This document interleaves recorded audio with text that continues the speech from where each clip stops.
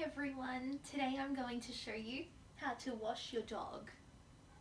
For this you'll need a towel, shampoo, deodorizer, treats and a brush. You'll also need a hose to wash the dog. You'll want to rinse your dog and make sure the water isn't too hot or too cold.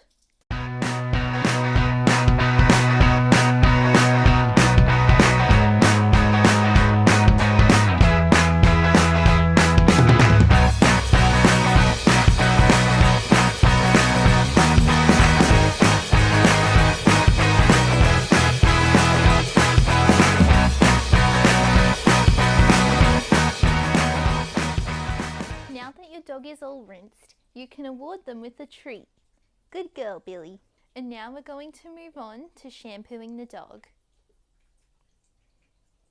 So just apply shampoo. You're going to lather it up, getting close to the ears so they don't smell.